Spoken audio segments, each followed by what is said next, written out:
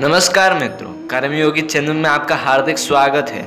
आज की इस वीडियो में मैं आपको बताने वाला हूं कि द्रुपद नरेश की पुत्री द्रौपदी तथा उसका पुत्र दुष्टदुम्न का जन्म कब और कैसे हुआ तथा किस लिए हुआ। यह सब जानने के लिए आप हमारे वीडियो के साथ में बने रहिए अंत तक। तो फिर चलिए दोस्तों, बिना टाइम वेस्ट किए करते हैं वीडियो को स्टार्ट। तो फिर दोस्तों, जब पांडव तथा कौरव राजकुमारों की शिक्षा पूर्ण हो गई तो उन्होंने द्रोणाचार्य को गुरु दक्षिणा देना चाहा। द्रोणाचार्य को पांचाल नरेश तथा अपने पूर्व के मित्र द्रुपद के द्वारा किए गए अपने अपमान का स्मरण हो गया और उन्होंने राजकुमारों से कहा, राजकुमारों, यदि तुम गुरु दक्षिणा देना ही चाहते हो तो पांचाल नरेश द्रुपद को बंदी बनाकर मेरे समक्ष प्रस्तुत करो, यही तुम लोगों की गुरु दक्षिणा होगी। गुरुदेव के इस प्रकार कहने बस समस्त राजकुमार अपने अपने अस्त्र शस्त्र लेकर पांचाल देश की ओर चल दिए। पांचाल पहुंचने पर अर्जुन ने द्रोणाचार्य से कहा, गुरुदेव, आप पहले कौरवों को राजा द्रुपद से युद्ध करने की आज्ञा दीजिए। यदि वे द्रुपद को बंदी बनाने में असफल रहे तो हम पांडव युद्ध करेंगे। फिर गुरु की आज्ञा मिलने पर दुर्योधन के नेतृत्व में कौरवों ने पांचाल पर आक्रमण कर दिया। दोनों पक्षों के मध्य भयंकर युद्ध होने लगा, किंतु अंत में कौरव परास्त होकर भाग निकले। कौरवों को पलायन करते देख पांडवों ने आक्रमण आरंभ कर दिया। भीम तथा अर्जुन के पराक्रम के समक्ष पांचाल नरेश की सेना हार गई और फिर अर्जुन ने आगे बढ़कर द्रुपद को बंदी बना लिया और गुरु द्रोणाचार्य के समक्ष ले आए। द्रुपद को बंदी के रूप में देखकर द्रोणाचार्य ने कहा, हे द्रुपद, अब तुम्हारे राज्य का स्वामी मैं हो गया हूँ।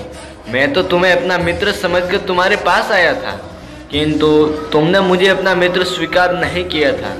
अब बताओ, क्या तुम मेरी मित्रता स्वीकार करते हो? फिर द्रुपद ने लज्जा से सिर झुका लिया और अपनी भूल के लिए क्षमा याचना करते हुए बोले, हे द्रोण, आपको अपना मित्र न मानना मेरी भूल थी और उसके लिए अब मेरे हृदय में पश्चाताप है।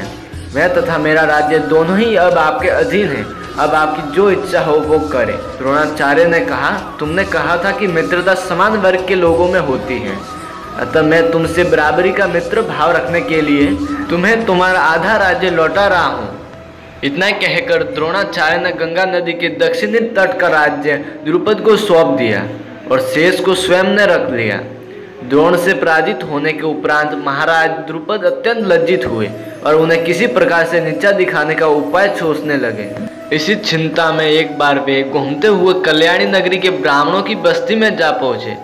वहां पर उनकी भेंट याज तथा उपयाज नामक महान कर्मकांडी ब्राह्मण भाइयों से हुई। राजा द्रुपद ने उनकी सेवा करके उन्हें प्रसन्न कर लिया। वह उनसे द्रोणाचार्य के वध का उपाय पूछा। उनके पूछने पर बड़े भाई याज ने कहा, इसके लिए आप एक विशाल यज्ञ का आयोजन करके अग्निदेव को प्रसन्न कीजिए, जिससे कि वे आपको महान बलशाली पुत्र का वरदान दे देंगे। फिर द्रुपद ने याज और उपयाज से कहे अनुसार यज्ञ करवाया। उनके यज्ञ से प्रसन्न होकर अग्निदेव ने उन्हें एक ऐसा पुत्र दिया जो संपूर्ण आयुध एवं कवच कुंडल से युक्त था। उसके पश्चात उस यज्ञ कुंड से एक कन्या उत्पन्न हुई, जिसके नेत्र खिले हुए कमल के समान देदीप्यमान थे और उनकी भौहें चंद्रमा के समान वक्र थी तथा उनका वर्ण श्यामल था। उसके उत्पन्न होते ही एक आकाशवाणी हुई कि इस बालिका का जन्म शत्रुओं के संहार और कौरवों के विनाश के हेतु हुआ है। बालक का नाम दुष्टदुम्न तथा बालिका का नाम द्रौपदी रखा गया। तो फिर दोस्तों, ये थी द्रौपदी तथा दुष्टदुम्न की जन्म से जुड़ी हुई कथा। तो फिर दोस्तों, इस वीडियो में दी गई जानकारी अगर आपको पसंद आई हो तो कृपया हमारे इस वीडियो को लाइक, कमेंट, शेयर एंड हमारे कर्मयोगी चैनल को सब्सक्राइब करना बिल्कुल ही ना भूलें। तो फिर ठीक है दोस्तों, आज के लिए इतना ही। फिर मिलते हैं अगले वीडियो के साथ में।